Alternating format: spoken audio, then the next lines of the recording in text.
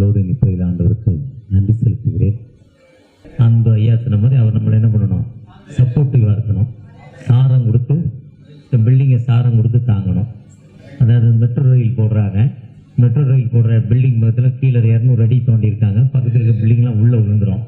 என்ன பண்ணியிருக்காங்க, கீழே இருந்து முட்டு கொடுத்து எல்லா பில்டிங்கும் சப்போர்ட்டிவாக நிற்க வச்சுருக்காங்க. அதே மாதிரி 4 இது அவருடைய வசனம் நம்ம தாங்குது, கிருபை நம்மளை தாங்குது, அவர் எல்லா இறக்கங்கள் நம்மளை தாங்குது, அவருடைய தாக்கம். அதுதான் இன்னைக்கு 119:76 ஒரு வசனத்தை எடுத்தேன். என்ன வசனம்? 119:76 வாசித்தீங்கன்னா, என்னை தேற்றுவீராக. அவர் ஒரு வாக்கு கொடுத்துருக்காரு. அந்த வாக்கின்படி நம்மள என்ன பண்ணணும், தேற்றணும். அதுதான் எசேக்கியேல் 20:37-38 ஒரு வாக்குத்தத்தத்தை, அங்கே ஒரு வாக்குத்தத்தை நம்ம கொடுத்துருக்கிறாரு. நான் உங்களை கோலின் கீழ் செல்லும்படி செய்து உங்களை உடன்படிக்கைக்குள் கட்டுப்படுத்தி கலகக்காரரையும் துரோகிகளையும் உங்களை விட்டு பிரித்து போடுவேன். அவர்களை தாங்கள் தங்கும் தேசத்திலிருந்து புறப்பட பண்ணுவேன். ஆனாலும் இது திருவிழியத்தில் ரொம்ப தெளிவாக சொல்லியிருக்கு. கலகக்காரர்களை கூட்டிகிட்டு போய் அனுப்பி திரும்ப அவங்க நம்மகிட்ட வரமாட்டாங்களாம். ஒரு அருமையான வாக்குத்தத்தம். இதை நான் ஒரு 3-4 நாட்கள் அந்த வசனத்தை திங்க் பண்ணிட்டு இருக்கேன். பொதுவாக என்னை பற்றி சொல்கிறப்போ அந்த தம்பி சரியாக சொல்லலை. டிஎஸ் பட்னம்படி கேள்விப்பட்டிருப்பீங்க. அதுதான் நாங்கள் 50 வருஷமாக, கிட்டத்தட்ட 60 வருஷமாக பண்ணிக்கிட்டு இருக்கோம். 60 வருஷமாக அது எங்களுடைய தொழில். அதுக்கப்புறம் டிஎஸ் பெருங்காயம், அதுக்கப்புறம் ஈசோப். ஈசோப் என்பது ஈசோப்பினால் சுத்திகிறேன். சங்கீதம் 51:12 சொன்னார். 51:7 இருக்கு. ஈசோப்பு தண்ணினால் இயேசு கிறிஸ்துக்கு தண்ணி கொடுத்தாங்க.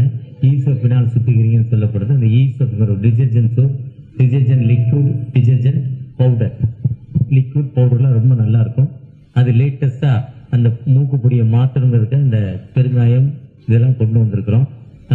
டேனியல் மெட்ரிகுலேஷன் ஸ்கூல் குறுக்குப்பேட்டை 3500 பிள்ளைங்க படிக்கிறாங்க. குறுக்குப்பேட்டை தண்டையார்பட்ட ரயில்வே ஸ்டேஷன் பக்கத்தில் 3500 பிள்ளைங்க குறுக்குப்பேட்டை ரயில்வே ஸ்டேஷன் பக்கத்தில். ரயில்வே ஸ்டேஷனுக்கும் தண்டையார்பட்ட ரயில்வே ஸ்டேஷனுக்கும் இடையில பார்த்தீங்கன்னா இங்கேருந்து போகிறப்போ ரைட் ஹேண்ட் சைடு ஒரு பில்டிங் இருக்கும். பெரிய பில்டிங், 2 பில்டிங் இருக்கும். அதுதான் Daniel matriculation higher secondary school. 3500 பிள்ளைங்க படிக்கிறாங்க. ஹாஸ்பிட்டலை பற்றி சொன்னாங்க. சிஎஸ்சி தாங்கல் ஜட்ஜி பக்கத்தில் ரெபேக்காங்கிற ஒரு ஹாஸ்பிட்டல் இருக்குது. என்னுடைய மகள் ஸ்கின் ஸ்பெஷலிஸ்ட், மருமகன் ஒரு ஜென்ரல் மெடிசன் பிளட்டை பற்றி படிச்சிருக்கிறாரு. மகன் ஒரு ஆர்த்தோ, மருமகள் எம்பிபிஎஸ் லேடிஸ்க்கு பார்ப்பாங்க. இன்னொரு அண்ணன் எம்டிஎஸ் டென்டிஸ்டாக ஒர்க் பண்ணுறாங்க. 5 டாக்டர்ஸ் இருக்காங்க. குறுக்குப்பேட்டையில் ஒரு கிளினிக் இருக்குது. இன்னும் ஆண்டார்புரத்தில் பெரிய ஹாஸ்பிட்டல், கிட்டத்தட்ட 100 பெட்டு வர மாதிரி ஒரு ஹாஸ்பிட்டல் கட்டிக்கிட்டு இருக்கோம். மருத்துவ பணி மற்றும் பெட்ரோல் பங்க் இருக்குது. 4 பெட்ரோல் பங்க். நாங்கள் 4 பிரதர்கள் ஒரே குடும்பமாக வாழ்ந்துக்கிட்டு இருக்கோம். இதுவரை இந்த சத்தியமூர்த்தி நகரில் ஒரு ஹெச்பி பெட்ரோல் பங்க் இருக்கும். இந்த லிஃப்ட் கேட்லேருந்து போனால் ஃபஸ்ட்டு லெஃப்டில் ஒரு பெட்ரோல் பங்க் வரும் ஹெச்பி. அது ஒரு அண்ணன் மருமகம் பார்க்குறாரு. அங்கே போய் நீங்கள் பொன்னேரி ரோட்டில் திரும்பினா ஃபஸ்ட்டு ஒரு ஹெச்பி பெட்ரோல் பங்க் வரும். அது என்னுடைய மகன் பார்க்குறாரு. பெட்ரோல் பங்க் இந்தியன் ஆயில், அங்கே குறுக்குப்பேட்டையில் பிபிசிஎல் ஒரு பெட்ரோல் பங்க். இப்படி பல தொழில்கள் மத்தியில் ஆண்டவருடைய கிருபையின்படி ஆண்டவர் எங்களை தேற்றி வழி நடத்தி கொண்டு வந்திருக்கிறார். எங்களுடைய பலாத்தினால, எங்களுடைய பராக்கிரமத்தில் ஆண்டவருடைய கிருபை எங்களோடு இருப்பதால் 0 பாயிண்ட், எங்களுடைய ஸ்டார்டிங் பாயிண்ட் 0. 1962 ஒன்றுமே இல்லாத நிலைமையில் எங்களுடைய வேலையை ஆரம்பித்து இன்னைக்கு ஆண்டவர் அநேக ஊழியர்களோடு, அநேக திருச்சபைகளோடு, அநேக பொறுப்பாளர்களாக எங்களை வச்சிருக்காங்க. கடந்த 6 வருஷங்கள் ஐஎம்எஸ்ங்கிற இந்தியன் மிஷனரி சொசைட்டியில் 6 வருஷம் நேஷனல் பிரசிடென்டாக 2000 மிஷனரிகள் இந்தியாவில் 32 மாநிலங்களில் பணி செய்து கொண்டிருக்கு. அதில் தலைவராக இருந்தேன். இந்த நாட்களில் என்எம்எஸ்ஐ நேஷனல் மிஷனரி சொசைட்டி, இந்திய சுதேச மிஷனரி கேளுங்கிற 120 ஆண்டுகள் பழமை அந்த மிஷனில் ஒரு ஹானரி ட்ரெஷராக இருக்கிறாரு. கடந்த 4 ஆண்டுகள் சாரா டக்கர்ங்கிற ஒரு காலேஜ் பெண்களுக்கான சவுத் இந்தியா ஆக்ஸ்போர்ட்னு சொல்லுவாங்க, பாளையங்கோட்டையில் இருக்குது. அதில் செக்ரட்டரி அண்ட் கரஸ்பாண்டா ஆண்டர் ஹானரியா பணி செய்ய கிருபை செய்திருக்கிறார்.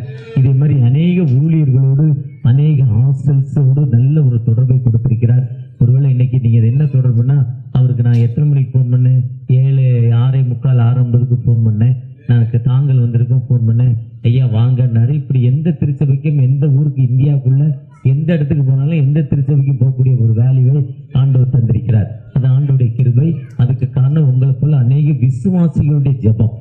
கடந்த நாட்களில் எனக்கு கண்ணு கொஞ்சம் ப்ராப்ளம் ஆகிட்டு, ப்ராப்ளம் ஆகிறப்போ ஒரு பாஸ்ட் எனக்கு க்ளோஸ்டு பேசன் பீச்சில் மூலகுத்துற சுடுகாட்டில் சர்ச்சை வச்சிருக்கிறாரு. லாசர் என்று பெயர். அவருக்கு 3 பெண் பிள்ளைகள், 5 பேர பிள்ளைகள். அதில் 3 வயசுல ஒரு பேத்தியை முந்தா நாள் பார்த்தேன். அவருடைய பேத்தி என்னைய தாத்தான்னு கூடுவா. அதில் அங்கே ஒரு வீட்டுக்கு என்னைய டெடிக்கேஷனுக்கு கூப்பிட்டுருந்தாங்க. என்னையால் போக முடியல, வர்றேன்னு போக முடியல. ஆனால் முந்தா நாள் ஜெபம் பண்ண போகிறப்ப அந்த பொண்ணு 2nd ஃப்ளோரில் இருக்குது. நான் கிரவுண்ட் ஃப்ளோர்லேருந்து ஏறுறேன். அந்த 14 அடுக்கு பில்டிங்கில் ஏறுறப்போ அந்த பொண்ணு கேட்குது, தாத்தா உடம்பு நல்லா ஆயிட்டாங்கிறா, நான் உங்களுக்காக ஜெபம் பண்ணேங்கிறா. இப்படி உலகம் முழுவதும் எங்களுக்காக ஜெபிக்கிற மக்கள் எழும்பி கொண்டிருக்காங்க. அவளுக்காக நன்றி செலுத்துகிறேன். இதே மாதிரி ஊழியர்கள் இருக்காங்க, நான் அவங்களுக்காக நன்றி செலுத்துகிறேன்.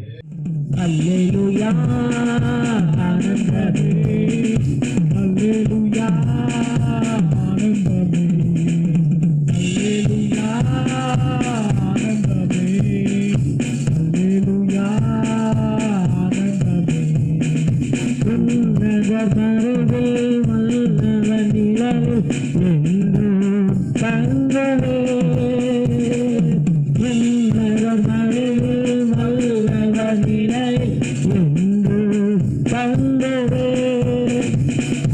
தேவனை நோக்கி அடைக்கலம் பாறை என்றே சொல்லவே, தேவனை நோக்கி அடைக்கலம் பாறை என்றே சொல்லவே. அல்லேலூயா ஆனந்தமே, அல்லேலூயா ஆனந்தமே, அல்லேலூயா ஆனந்தமே, அல்லேலூயா ஆனந்தமே.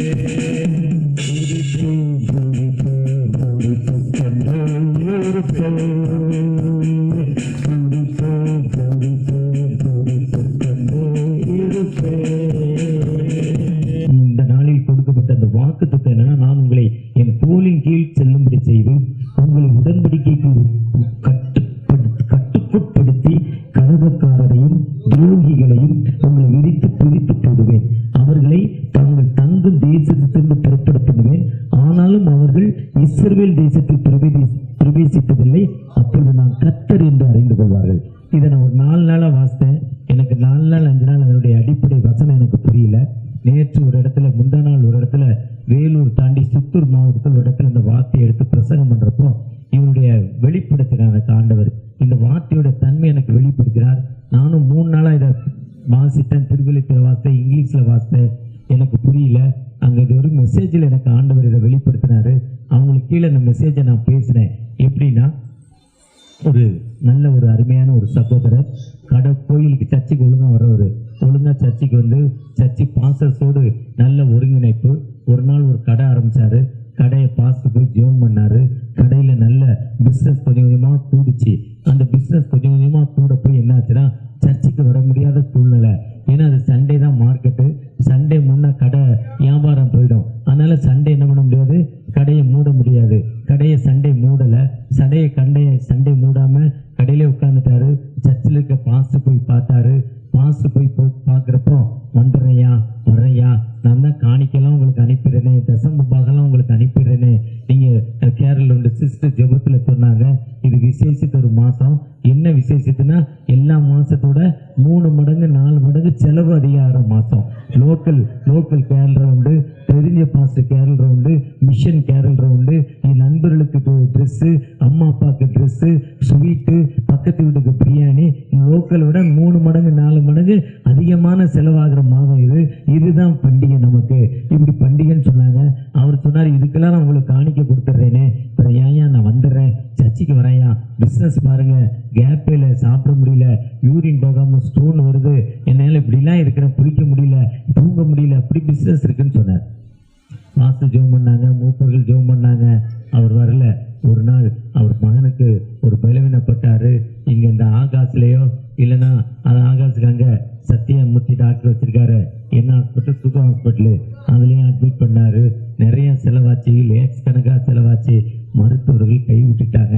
அவருக்கு டெங்கு வந்து, அந்த டெங்குனால பிளட்டில் அந்த கவுண்ட்டு, அந்த பிளட் ரேட்டு குறைஞ்சி அந்த பிளட்டு கம்மியாயிடுச்சு. அந்த மகன் இப்போ 1,60,000 பிளட் கவுண்ட் இருக்கணும், அவனுக்கு கவுண்ட் இப்போ 15,000 வந்துருச்சு. இப்போ கொஞ்சத்தில் இறந்துருவான்னு சொல்லிட்டாங்க. அப்போ தான் அவர் அங்கேருந்து ஜெபம் பண்ணி, அங்கேருந்து வின்சன் சேகர் பையனுக்கு ஃபோன் பண்ணுறாரு, ஐயா என் மகன் மரண தருவாயில் இருக்கான், நீங்கள் ஜெபம் பண்ணுங்கன்னாரு. இவர் வீடு எங்கேயோ கேட்கனர்ல இருந்து அங்கேருந்து ஓடி வந்தார், ஜெபம் பண்ணார். தகப்பனே நீ நல்லவரப்பா, இமை பொழுது கைவிட்டேன், ஆனால் உருக்கமான இறக்கையினால் என்னை சேர்த்து கொண்டீங்க. ஏசாயா 54 சொல்லி ஜெபம் பண்ணாரு. ஏசாயா 54 1-7 1 கடைசி வசனம் வரையும் பாத்தீங்கன்னா, பிள்ளை பெறாத மலடியே மகிழ்ந்து கழிகூறு. பிள்ளை பெறாம எப்படிங்க மகிழ்ந்து கழுவிட முடியும்? என்னங்க இது? அதுக்கு வசனம் எவ்வளோ அழகா சொல்றாரு பாருங்க. ரொம்ப சூப்பர் அதிகாரம். அந்த அதிகாரத்தை நீங்க ரசிச்சு படிக்கிறப்போ அது ரொம்ப ரசனையான ஒரு அதிகாரம். அது சொல்லிக்கிட்டே வர்றாரு. இம்மை பொழுது கைவிட்டேன், அற்பகாலம் எனக்கு மூண்ட கோபங்கிறாரு. நோவாவின் காலத்தில் உண்டான கோபம், நோவா காலத்துல கோபம் வந்ததால 40 நாட்கள் மழை, கீழே மேல இருந்து மழை பெஞ்சது, எல்லாரும் செத்து போனான். ஆனா அந்த மக்கள் பட்ட அவஸ்தினால நான் அந்த மக்களை விடலன்னு ஸ்டெப்பா சொல்லுவாரு. உனக்கு வலது புறத்திலும் இடம் கொண்டு பெறுவாய், உன் சந்தை பயப்படாது, நீ வெட்கப்படுவதில்லை. Two not shame. அந்த 4வது வசனம் சொல்றாரு, நீ வெட்கப்படுவதில்லை. நம்ம என்ன பண்ண முடியாது? வெட்கப்பட முடியாது. Do not shame. ஆண்டவரை நம்புறவன், அதுதான் ரோமர்ல சொல்றாரு. ரோமர் 10ஆம் அதிகாரத்துல நீ வெட்கப்படுவதில்லை. ரோமர் 9ஆம் அதிகாரத்தில் சொல்ல நீ வெட்கப்படுவதில்லை. நம்ம வெட்கப்படுவதில்லை. என்னைக்கு கிறிஸ்துவர் ரட்சகராய் ஏற்றுக்கொண்டோமோ, அவரை உண்மையாய் பிடிக்கிறோமோ, நாம் வெட்கப்படுவதில்லைன்னு சொல்றாரு. இம்மைப்பொழுது கைவிட்டேன் என்று சொல்றாரு. அப்பகாலம் மூண்ட கோவங்கிறாரு.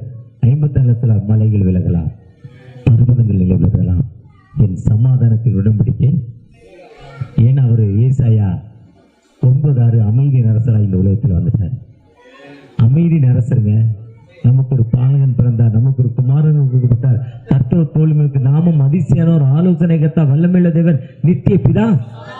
அந்த அமைதி நரசர் உன்னை விட்டு என்ன பண்ணதில்லை? போறதில்ல.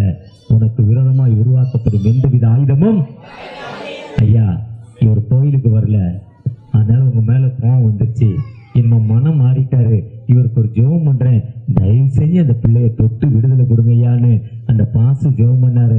அந்த ஜெபம் ஆண்டவர் கேட்டாரு. இவர் மனம் மாறினாரு.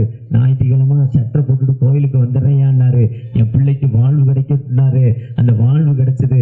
அதுதாங்க அந்த வசனம்.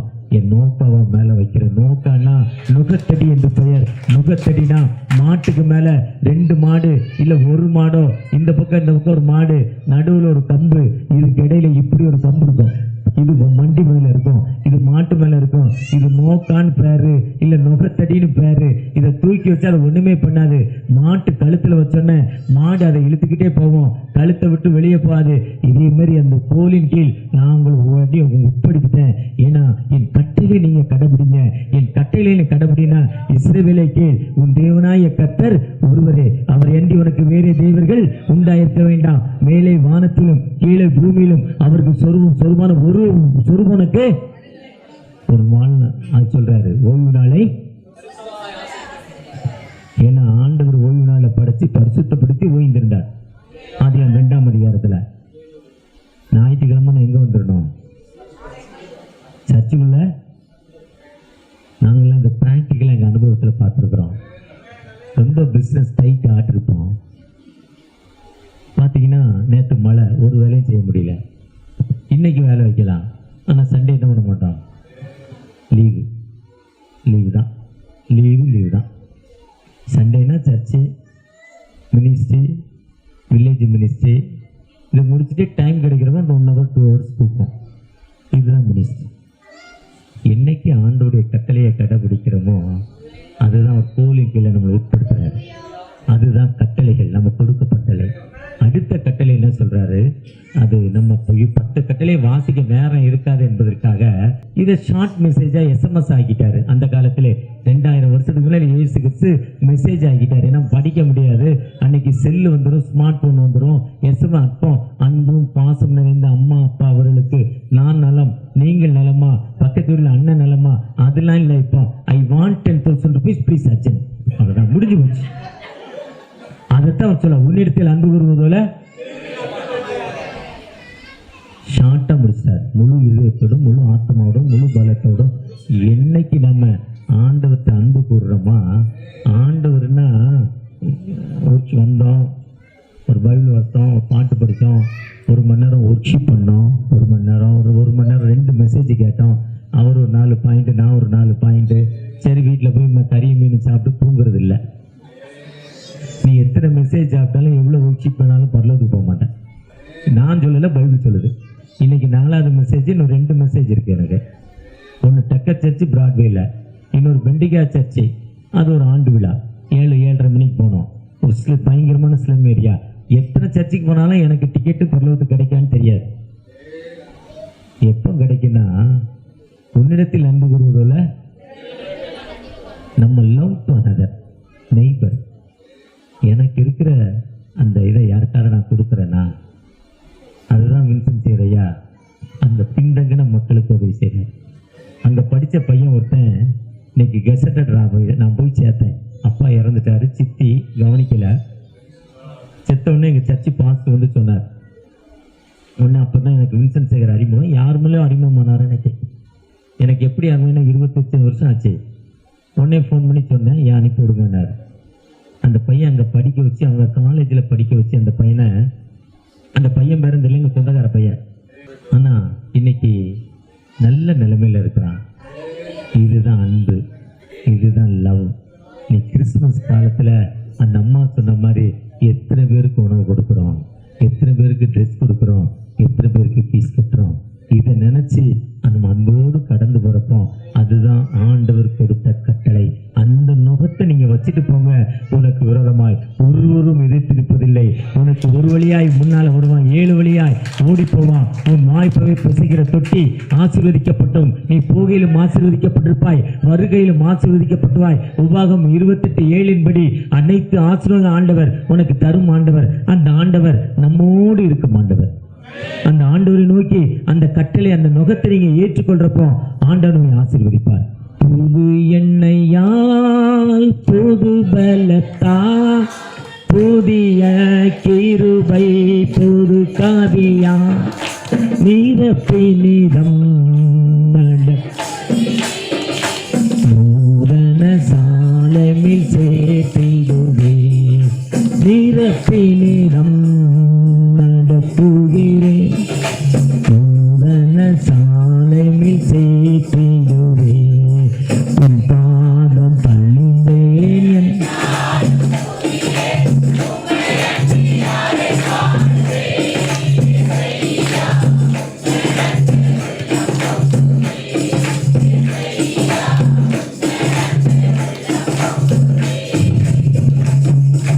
நெருக்கத்திலே உம்மை அழைத்தேன், நெருங்கி உதவி எனக்கு அளித்தேன். நெருக்கத்திலே உம்மை அழைத்தேன், நெருங்கி உதவி எனக்கு அளித்தேன். திசை கெட்டுங்கோ அலைந்திடாமல் தீவிரம் வந்தனை தாங்குகிறேன். திசை கெட்டுங்கள் அலைந்திடாமல் தீவிரம் வந்தனை தாங்குகிறேன். உன் பாத பணிந்தேன் என்ன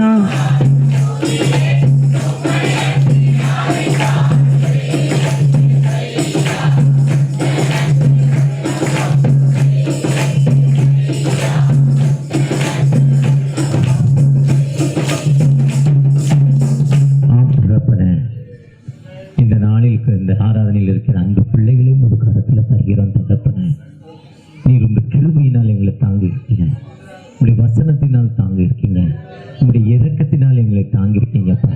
நீர் எங்களை தப்புவிக்க வல்லவராய் இருக்கிற தகப்பன் அல்லவா. எங்களை தாங்குவதற்காக ஒரு கட்டளைகளை கொடுத்திருக்கீங்க. அதுதான் அந்த கோல் தகப்பனே. அந்த தடி எங்க கழுத்து மேல வைக்கப்பட்டிருக்கு. நீர் எங்களை தப்புவிப்பதற்காக எங்களுக்கு கொடுக்கப்பட்ட அந்த கட்டளையின்படி நடக்க நீங்க கிருபை செய்யப்பா. அந்த கட்டளையின்படி நடக்க தகப்பனே, முதலாவது தேவனுடைய ராஜ்யத்தையும் நீதியும் தேடுங்கள், அப்பொழுது இவைகள் எல்லாம் கூட படுக்கப்படும் என்று மத்தேயு 6:33 சொல்லியிருக்கீங்க தகப்பனே. உண்மை தேடி வந்திருக்கிறேன் அன்பு பிள்ளைகளுக்கு தகப்பனே. ஏதோ ஒரு விதமான கஷ்டங்கள் மத்தியில மனதில் அமைதி இல்லை, பண்டிகை வந்துருச்சு, டிசம்பர் 1 வந்துருச்சு. நீங்க வாக்குத்தத்தம் கொடுத்தீங்க, உங்களுடைய வசனத்தால தாங்குவேன்னு, உங்களுடைய கிருபையினால தாங்குவேன்னு, உங்களுடைய இரக்கத்தினால தாங்குவேன்னு. ஆனா எனக்கு தாங்க முடியாத வலி தகப்பனே, என் குடும்பத்துல தீர்க்க முடியாத கடன் பிரச்சனை தகப்பனே. அந்த வீட்டுக்குள்ள போனாலே அந்த ஃபைனான்ஸ் பார்ட்டி வந்து திட்டுறாங்க. கொடுக்கப்பட்ட என்ன வாங்கின கடனால வாட்ஸ்அப்ல போட்டுட்டாங்க, எனக்கு யாருமே கடன் தர மாட்டாங்க. அப்படிப்பட்ட கைவிடப்பட்ட நிலைமையில இருக்கிற எனக்கு தகப்பனே, நீ தப்பி வைக்கிற தகப்பனல்லவா. ஏசாயா 54:1-17 வசனங்கள் உனக்கு விரோதமாய் உருவாக்கப்படும், எந்தவித ஆயுதமும் வாய்க்காதே போன்னு சொல்லிக்கீங்க. அதை நான் வாக்குத்தத்தமாய் எடுக்கிறேன் தகப்பனே. மலைகள் விலகலாம், பர்வதங்கள் நினைவுகளாம், என் சமாதானத்தில் உடன்படிக்கை உன்னை விட்டு விலகாதுன்னு சொன்னீங்க. அப்படி கடன் பிரச்சனையால் ஜெபித்துக் கொண்டிருக்கிற அந்த குடும்பத்திற்கு நாங்க இருக்கவா மறிக்கவா, அந்த மறிக்க வேண்டிய எண்ணத்தோடு உட்கார்ந்திருக்கிற அந்த அசுத்த ஆவி, அந்த மறிக்கக்கூடிய அசுத்த ஆவி அவங்களை விட்டு கடந்து போக வேண்டுமா? ஒரு விடுதலை வாழ்வு ஒரு யோபுக்கு கொடுத்த அதே விடுதலை அந்த குடும்பத்திற்கு கொடுக்கப்பட தயவுக்காக கூட நன்றி தகப்பனே. ஒரு விதமான வேலையில எனக்கு அமைதி இல்லை, வேலையில பணி உயர்வு இல்லை, எனக்கு பின்னால வந்த ஒரு மனிதன் உயர்வு பெறுகிறான், எனக்கு தரலப்பா, ஒரே காரணம் கிறிஸ்தவன் என்று சொல்லி ஒரு விசை கூட நீர் வானத்தை பூமியை படைத்த தகப்பன் அல்லவா. எனக்கு ஒரு பதவி உயர்வு தகப்பனே, என் வேலையில உயர்வு, என் தொழில உயர்வு உனக்கு விரோதமாய் உருவாக்கப்படும், எந்தவித ஆயுதம் வாய்க்காதே போன்னு சொன்னீங்க. அந்த வாக்குத்தத்தின்படி என் கடை, என் பிசினஸ் நிச்சயமா உயரணும். நான் உண்மையா வாழ போறேன், இனி ஏமாத்த போறதில்ல. சண்டே ஞாயிற்றுக்கிழமை நான் சர்ச்சுக்குள்ள வந்துருவேங்கிற நம்பிக்கையோடு ஒப்பு கொடுக்கிற அந்த அன்பு மகனுக்காக தகப்பனே. ரிட்டைர்மெண்ட் காலத்துல நான் பல வேதனைகள் இருக்கிறேன், எனக்கு அமைதி இல்லை. ரிட்டைர்மெண்ட்ல பென்ஷன் வருது, ஆனா குடும்பத்துல பிள்ளைகள் மத்தியில அமைதி இல்லை. ஐயா, 2 பிள்ளைகள் ஆண் பெண், 2 மத்தியில அமைதி இல்லை. அப்படிப்பட்ட கஷ்டம் வேதனையில வாழ்ந்து கொண்டிருக்கேன். எனக்கு ஒரு அமைதி கிடைக்காதா? எனக்கு ஒரு விடுதலை கிடைக்காதா? ஒரு அமைதி வாழ்வு கிடைக்காதா? இவ்வளவு பென்ஷன் வாங்குறேன், ஒருத்தர் சம்பளமே இவ்வளவுதான், அதை விட 2 மடங்கு நான் பென்ஷன் வாங்கியிருக்கேன், ஆனா எனக்கு அமைதி இல்லைன்னு ஒரு சகோதரர் ஜெபித்துக் கொண்டிருக்காங்க. அந்த சகோதரனுக்காக தகப்பனே ஒரு விசை கூட மனமிறங்க, செக்யூரிட்டி வேலை செய்து வாங்குற சம்பளத்தை திருப்தியாவே சாப்பிடுற அந்த சகோதரனை ஆசீர்வதிங்க. அவருடைய பிள்ளைகளை தொடுங்க தகப்பனே. ஒரு விசை கூட என்ன நோக்கத்தோடு அழைத்துட்டு வந்தீங்களோ வந்த எங்கள் ஒவ்வொருவரையும் நீங்க பிளஸ் பண்ணுங்க.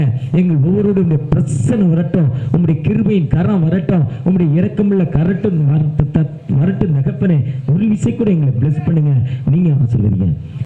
அறுவடை மிகுதி